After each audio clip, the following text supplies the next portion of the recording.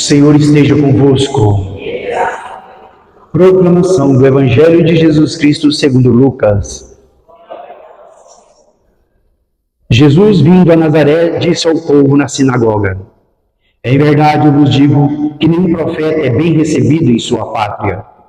De fato, eu vos digo, no tempo do profeta Elias, quando não choveu durante 3 anos e 6 meses, e houve grande fome em toda a região, havia muitas viúvas em Israel. No entanto, a nenhuma delas foi enviado Elias, senão a uma viúva que vivia em Serepta, na Sidônia. E no tempo do profeta Eliseu, havia muitos leprosos em Israel. Contudo, a nenhum deles foi curado, mas sim Naamã, o sírio. Quando ouviram estas palavras de Jesus, todos na sinagoga ficaram furiosos. Levantaram-se e o expulsaram da cidade. Levaram-no até o alto do monte, sobre o qual a cidade estava construída, com a intenção de lançá-lo no precipício. Jesus, porém, passando pelo meio deles, continuou o seu caminho. Palavra da salvação. Ave Maria.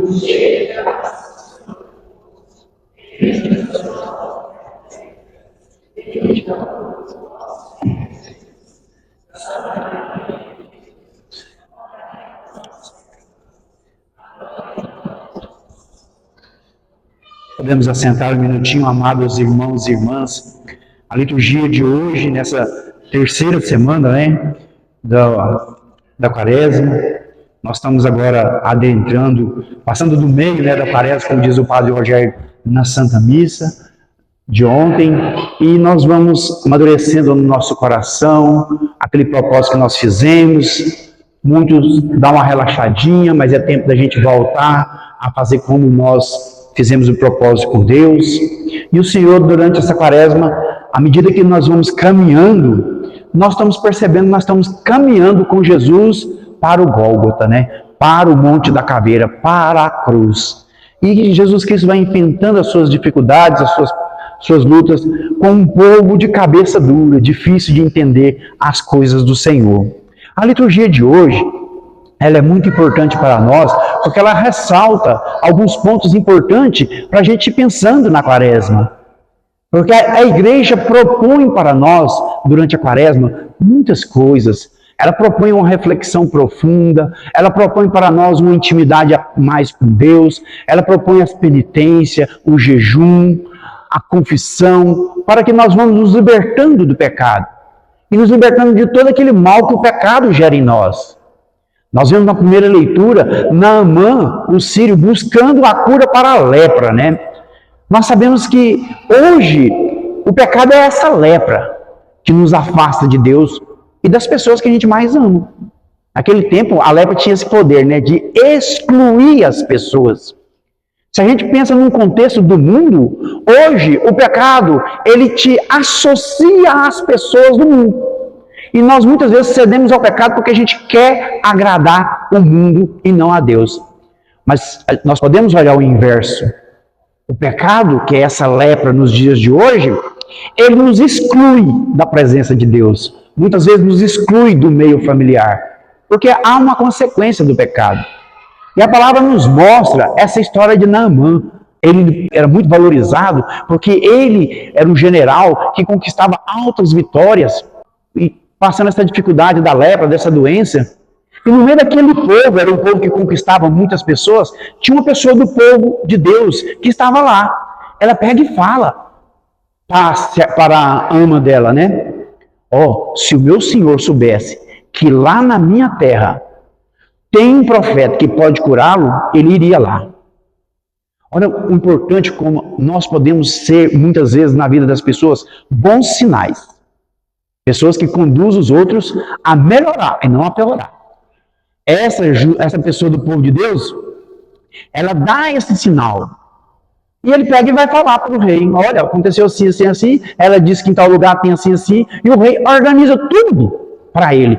Você vai, eu vou te dar dinheiro. Você vai chegar lá, vai procurar o rei deles e vai falar que eu estou te enviando para que ele cure. E é interessante essa palavra, porque o rei de Israel, quando ele chega lá, ele faz um escândalo danado. Quem sou eu? para curar, não sou Deus. Realmente a gente não é Deus. Mas quantas vezes muitas pessoas vêm até nós pedindo uma palavra de conforto, pedindo uma intercessão, pedindo uma luz, e nós muitas vezes empurramos para os outros, né? Ele, como ele não tinha condição de dar, ele pega e, como diz a palavra, ele rasga suas vestes, dizendo que ele não tem esse poder. O profeta Eliseu, ouvindo isso, fala para ele, não, fala para ele que se ele não pode, manda para mim. Manda para mim para que as pessoas saibam que no meio do povo de Deus tem um profeta. E a palavra é legal para nós, no versículo 8. Quando Eliseu, o homem de Deus, soube que o rei de Israel havia rasgado as vestes, mandou dizer-lhe, por que rasga tuas vestes? Que ele venha a mim, para que saiba que há um profeta em Israel. E Naamã vai até ele. O que significa os profetas para nós hoje? Os profetas é a igreja. Quem é o profeta na época do povo de Deus? Aquele que falava por Deus. Então, ele que recebia de Deus e ele que tinha autoridade de proferir. Por isso que o rei não podia fazer nada. Ele não tinha essa autoridade. Ele não tinha essa autoridade.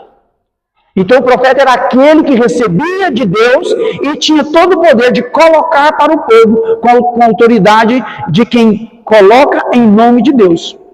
Então, o profeta hoje significa para nós a igreja. Quem hoje que detém essa autoridade? A igreja. É a igreja que recebe de Deus com auxílio do Espírito Santo e é ela que propõe para nós tudo aquilo que nós precisamos fazer exatamente para que nós possamos livrar da lepra do pecado, livrar de muitos problemas que nós vivemos e, no fim de tudo, alcançar a salvação. Então, a igreja está presente hoje no lugar do profeta para nos anunciar a vontade de Deus. E o que o profeta fala para Naamã? Naamã pensa que vai ser recebido com pompas, com glórias, e muita gente acolhendo ele. Ele pensou que ele ia ver algo mirabolante. A gente vê muitas vezes as pessoas fazendo isso por aí. E que ia ser algo estrondoso. Quando ele chega e fala para o profeta, olha, ele está aí. Então tá, fala para ele ir lá no Rio Jordão e mergulhar 7 vezes e ele está curado. Ele se escandaliza também. Mas que absurdo! Eu pensei que ia ser bem recebido. Eu pensei que ia ser algo grande. O profeta, não, vai lá e mergulha. Eu não vou. No meu país tem rios maiores do que o Jordão. Lá tem local melhor do que o Jordão para mim tomar banho. E eu vou mergulhar aqui? Olha para você ver quando a gente tem um bom conselho. Aí chega o servo dele e fala para ele, olha, se o profeta tivesse te pedido algo grande, você faria? Então se ele te pediu algo simples, faça também. E ele resolve fazer. Ele vai lá e mergulha 7 vezes no Rio Jordão. E o que diz a palavra? Ele sai de lá e a pele dele estava como pele de criança. Versículo 13. Mas o seu servo aproximou-se dele e disseram, Senhor, se o profeta te mandasse fazer algo difícil, não terias feito? Quanto mais algo que ele te disse, levanta-te e ficarás limpo, lava-te e ficarás limpo. Então ele desceu, mergulhou 7 vezes no Jordão, conforme o homem de Deus tinha mandado, e sua carne tornou-se semelhante à de uma criancinha, e ele ficou purificado. Irmãos, aqui mostra para nós que a obediência à palavra de Deus e o cumprimento daquilo que Deus nos propõe é que realiza a obra na nossa vida. Nós não precisamos de atos mirabolantes, nós não precisamos de algo extraordinário, embora que se Deus quiser fazer extraordinariamente, Ele faz. Mas é no cotidiano da nossa vida, é na vivência, na prática da obediência a Deus que nós vencemos o pecado e nos libertamos da enfermidade e da doença. É na obediência, é fazendo aquilo que Deus nos propõe. Por que Jesus no Evangelho ele vai dizer sobre a viúva de Serepta? Se você pegar a palavra de Deus lá em 1 Reis, capítulo 17, versículo 9, a palavra de 9 a 14, a palavra nos mostra essa história da viúva de Serepta. O profeta Elias estava com muita fome e fala para ela. E ela passando uma dificuldade danada, ela estava no último momento da vida dela. Ela com o filho dela. Ele chega, pede água, ela busca água, ele fala, amassa um pãozinho para mim aí que eu estou com fome. Ela fala, mas eu não posso. Por que você não pode? Olha, porque Se eu fizer, só tem mais uma medida aqui. Eu vou fazer o último pãozinho, eu e meu filho vai comer e vamos esperar para morrer. O que o profeta fala para ela? Olha, faz do jeito que eu estou te mandando e você vai ver que a graça acontece na sua vida. O que a palavra nos mostra lá em 1 Reis? Ela faz o pãozinho e ela come. E ele come, a criança come. Daí em diante, a vasilha de farinha dela não esgota mais. A vasilha de azeite dela não esgota mais, porque é uma promessa de Deus, que ia durar até que voltasse a chuva. Então presta atenção, a obediência e a fé é muito importante para que a gente alcance a graça de Deus. As coisas não é por atos mágicos, por meros gestos vazios, não. É uma convivência, uma confiança que mostra para Deus que a gente está esperando porque a gente conhece e sabe do poder dele. Então, amados irmãos e irmãs, o que o Senhor espera de nós? Essa mesma confiança, essa mesma fé da viúva de Serepta e de Naamã. E o personagem Naamã e a viúva de Serepta são dois estrangeiros. O que diz o Evangelho? Tinha muito leproso no povo de Israel, mas foi um estrangeiro que foi curado. Tinha muitas viúvas no povo de Israel, mas foi uma viúva estrangeira que o profeta foi. Isso mostra para nós, irmãos, que a salvação ela é para todos. Para todos. Deus não faz distinção desse, daquele, daquele outro. O que Deus olha é essa disponibilidade de renunciar ao pecado, essa disponibilidade de obedecer e esse ouvido para ouvir os mandamentos de Deus. Então é necessário que a gente se coloque na presença de Deus e deixa Deus nos conduzir. Hoje o Senhor nos convida a 7 mergulhos pela igreja todos os santos dias. 7 mergulhos de forma sacramental, que são 7 sacramentos. A igreja continua te convidando a dar 7 mergulhos. Mergulha na sua vida batismal. Viva como um homem ou uma mulher que verdadeiramente é batizado, filho e filha de Deus. Um homem ou uma mulher que não é mais escravo do pecado. Um homem ou uma mulher que pertence a essa igreja e vive a realidade da igreja. Vive a fidelidade conjugal. Isso vai te libertar do pecado, sim. Isso vai te dar força para vencer as enfermidades e as doenças. Vive verdadeiramente o seu sacramento da crisma. O que é a crisma? A confirmação do Espírito Santo. Então viva como um homem ou uma mulher que é conduzido pelo Espírito, e não pelo Espírito do encardido, mas pelo Espírito de Deus. Então nós precisamos viver, mas mergulha fundo no Espírito Santo, que você recebeu de forma definitiva na sua crisma. Viva bem o sacramento da penitência.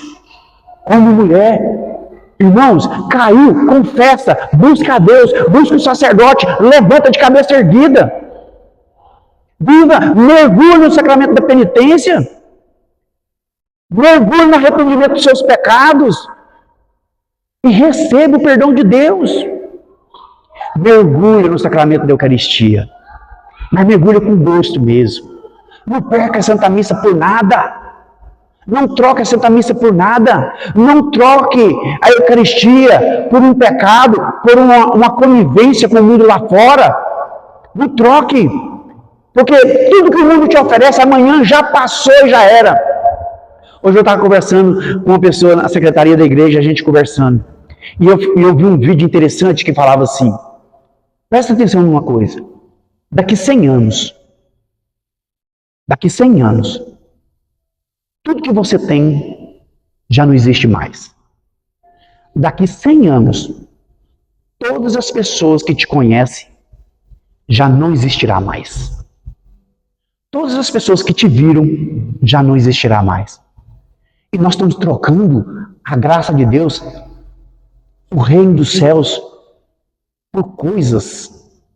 Então, amados irmãos e irmãs, que a liturgia de hoje toque no nosso coração essa obediência, essa fé, essa disposição de cumprir exatamente o que Deus nos propõe. Porque no versículo final, e para terminar, no versículo final do Evangelho, quando aquele povo rebelde, cabeça dura, rejeitou a Cristo e quis empurrá-lo no precipício, a palavra diz assim, versículo 29, levantaram-se, expulsaram da cidade, Levaram até o alto do monte sobre o qual a cidade estava construída, com a intenção de lançá-lo no precipício. Versículo 30. Jesus, porém, passando no meio deles, continuou o seu caminho. Irmão, irmã, o Evangelho está sendo anunciado para nós todos os dias e a todas as horas. E Cristo está continuando. Se você deixar passar, Ele vai continuar o seu caminho. O Evangelho vai ser para outras pessoas, vai ser levado a outras pessoas. Se você, se eu, se nós ainda formos rebeldes e duros para aceitar a palavra de Deus, o Evangelho vai continuar sendo anunciado. E quem vai ficar de fora será nós. Vamos pedir ao Senhor nessa noite essa graça, de termos esse ouvido atento, essa disposição de servir a Deus, essa fé capaz de curar todas as lepras do pecado que insiste nos segregar e nos tirar da presença de Deus e da nossa família. Louvado seja o nosso Senhor Jesus Cristo.